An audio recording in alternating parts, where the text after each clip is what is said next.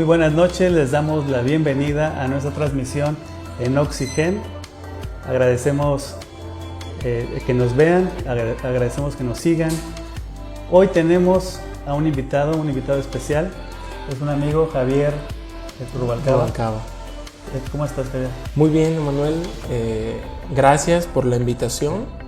Gracias a las personas que están observando esta transmisión. Estoy muy contento de poder estar acá el día de hoy compartiendo con ustedes y podernos dirigir a las personas que observan todo esto.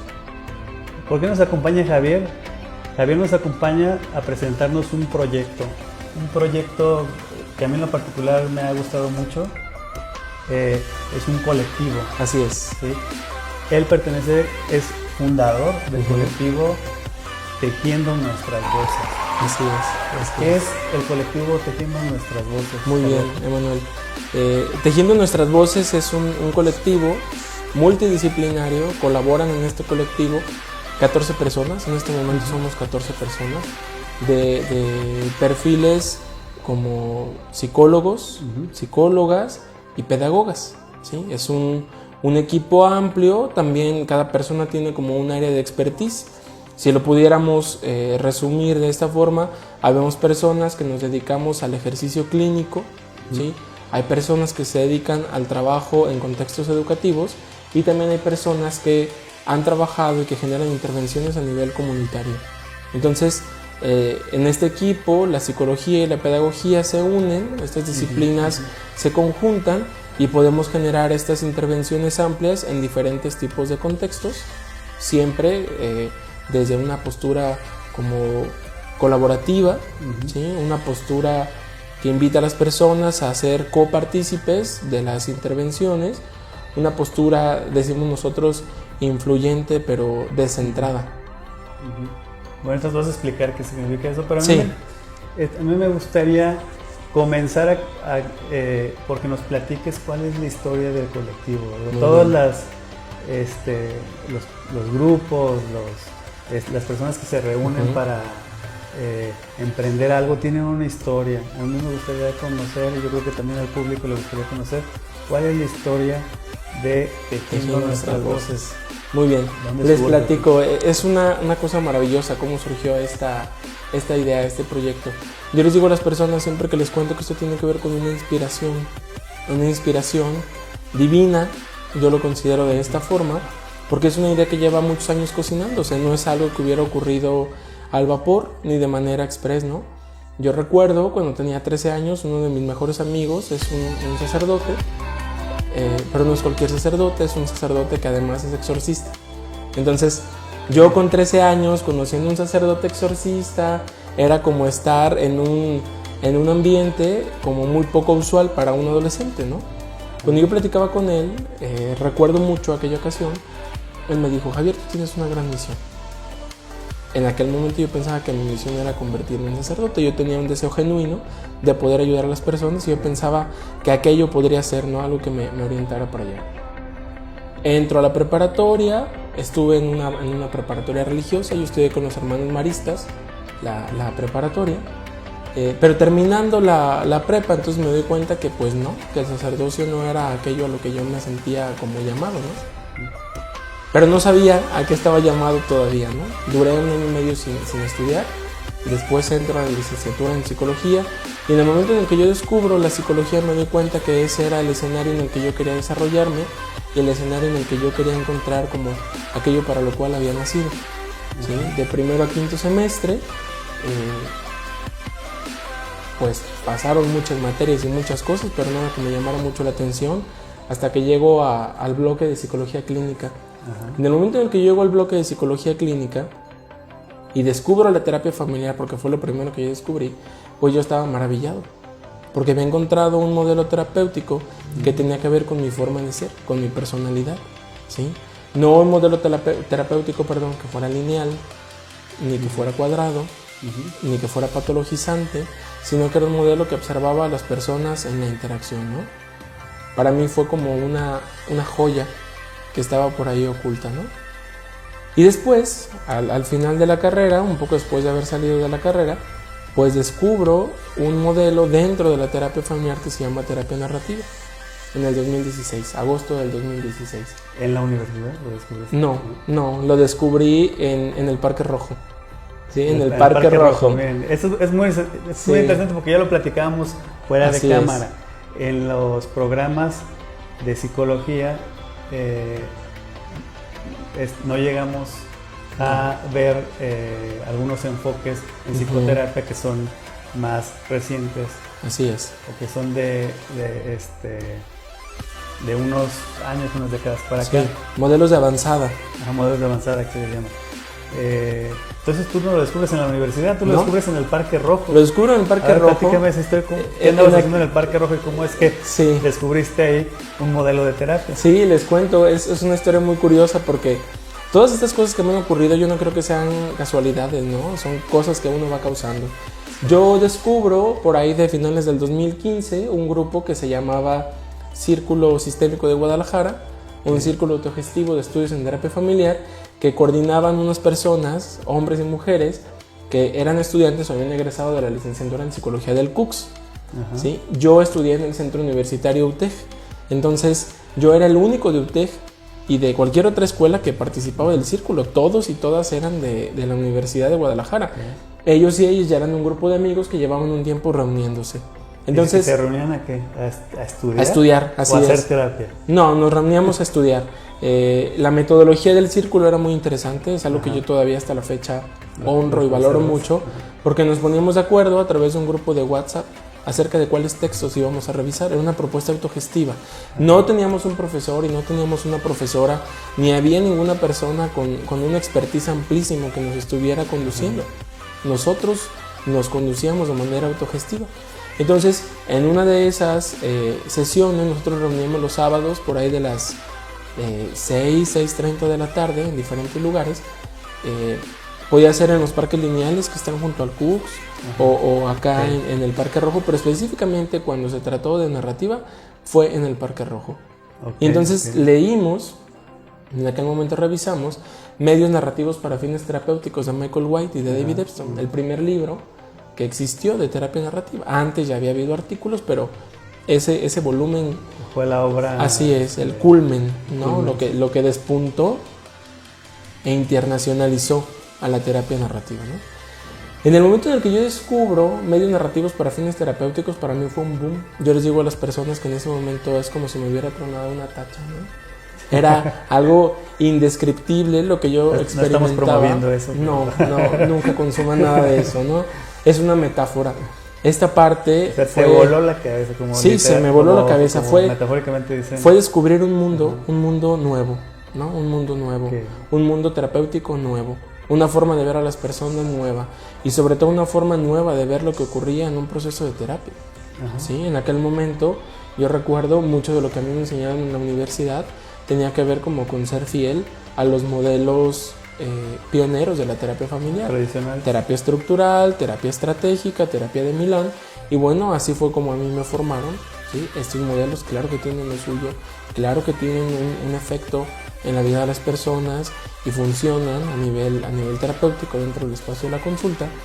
Pero cuando yo descubro la terapia narrativa fue como un territorio que no había explorado antes. ¿Sí? Era una postura epistemológica que yo no había explorado antes. A mí me gustaba mucho la epistemología. Yo fui representante estudiantil de mi licenciatura ante el Consejo Nacional para la Enseñanza e Investigación en Psicología, el CNEIP. Entonces ahí yo me doy cuenta que la psicología pues tiene que ser algo que se tiene que hacer bien, ¿sí? No se puede hacer psicología improvisando. Por eso también este tipo de escenarios como el círculo sistémico me resultaba tan atractivo, porque permitía seguir estudiando, ¿sí? Permitía seguir generando conocimiento, pero también en un escenario distinto. En ese momento entonces aparece en mí como este contacto con la terapia narrativa. Y durante 3 años estuve cultivando el estudio al respecto de la terapia narrativa. Yo me acuerdo que iba aquí a Guadalajara a las librerías especializadas a buscar los libros de Michael White y de David Epstein.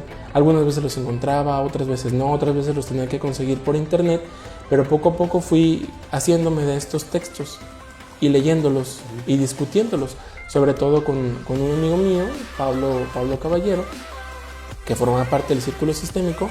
Él y yo nos juntábamos, comprábamos los libros, nos poníamos a leer y discutíamos. Qué interesante, porque no tenían un maestro. No teníamos un profesor, no había una profesora. No eran integrantes que estaban estudiando un posgrado, una maestría. No, éramos personas que habíamos egresado de la licenciatura, personas que estaban todavía estudiando en la licenciatura. No había como tal una persona que asumiera como esta postura de la formación. La formación era algo que se tejía de manera horizontal. Me parece muy, muy interesante esto que me platicas, porque mis alumnos, yo doy clases en la carrera de psicología. Mis alumnos, cuando egresan de la carrera de psicología, pues los encuentro muy tristes y me dicen: Emanuel, pues es que no tengo dinero para seguir estudiando, para una maestría, no tengo dinero para una maestría. Y en realidad pues es cierto, una maestría es una inversión muy fuerte. Que es muy lejano para un estudiante, pero el modelo autogestivo es muy interesante. Claro.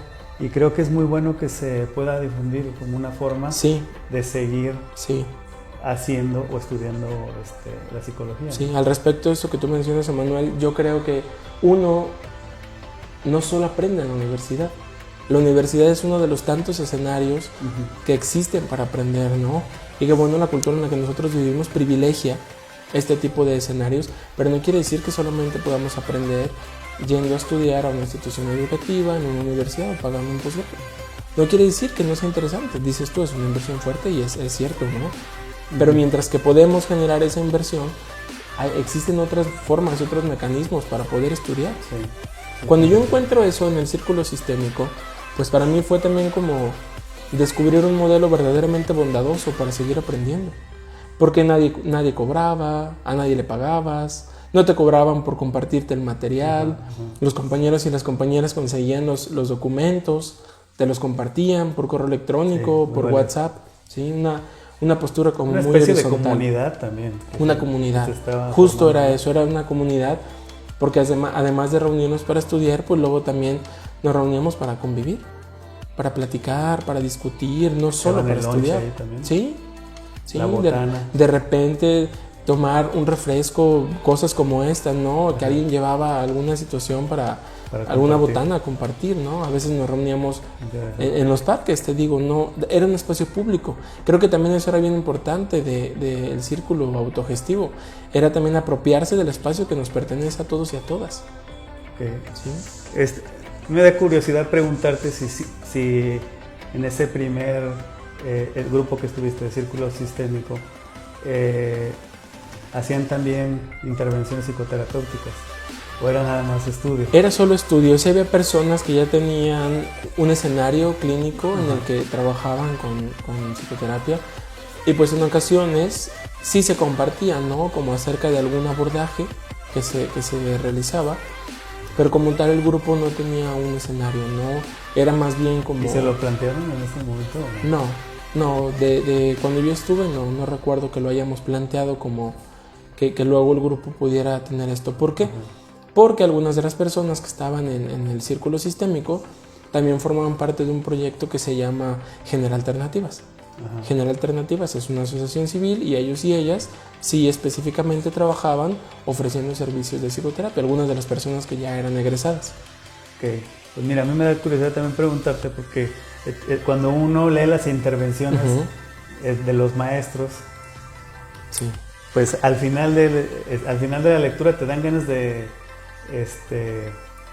hacer algo similar a tu maestro. ¿No sentías esas ganas cuando estabas ahí en el círculo sistémico? Sí, yo sentía como este impulso de poder intervenir, de poder replicar aquello que leía, y que era como una maravilla, ¿no? Poco después de que yo salgo de la universidad, yo salgo de la universidad en diciembre de 2015, y en enero de 2016, yo creo que ahí es donde también inicia este proyecto de Tejiendo Nuestras Voces. En enero de 2016, yo, sin tener ningún consultante, sin ser conocido por nadie, rento un consultorio. ¿No? un profesor mío de la universidad me dice, oye Javier, fíjate que yo necesito un espacio porque soy asesor de tesis para poder hacer las retroalimentaciones y las revisiones a las personas que están haciendo la tesis. Y pues yo sé que a ti te gusta la clínica. ¿Qué te parece si rentamos un consultorio y lo compartimos? Y yo le dije, pues está bien. Pero la verdad yo no esperaba que al día siguiente me dijera, ¿sabes qué? Vamos a ir a un lugar ahí por la calzada a ver un consultorio. Vamos, vemos el consultorio, me gusta el espacio, le gusta el espacio porque era un consultorio dividido en 2 cubículos, lo rentamos y entonces yo digo, pues ¿y ahora qué? ¿No? Yo no tenía dinero en aquel momento. Recuerdo que en el lugar en el que yo trabajaba pido un préstamo, me prestaron un mes de mi sueldo por adelantado, no me cobraron intereses, entonces eso lo hacía más atractivo. Y recuerdo que compré pintura y compré muebles y compré algunas cosas, ¿no? Otras cosas me las regaló mi mamá o me las regaló mi abuela. Mi mamá y mis hermanos me ayudaron a pintar mi consultorio. Y yo tenía un consultorio bonito, pero no tenía a nadie para atender. No, consulta todavía. No había consulta. Y transcurrió solamente un mes y me dice mi profesor, oye, ¿sabes qué? Pues yo no necesito el espacio. Yo no necesito el espacio y el contrato lo habíamos hecho a mi nombre. Entonces yo digo, bueno, pues tendré que pensar en qué hacer, ¿no? Y mi profesora, la maestra Elisa Sabes Cruz, que me enseñó a mí a hacer psicoterapia, un día yo iba bajando de mi consultorio y la veo en el edificio. Yo estaba en el segundo piso y estaba en el primer piso. Le digo, maestra, ¿qué hace aquí? Y me dice, no, ¿tú qué haces aquí? Yo aquí doy terapia desde hace 5 años. Ahí estaba ahí. Yo no sabía que la maestra Elisa daba terapia en este lugar, ¿no?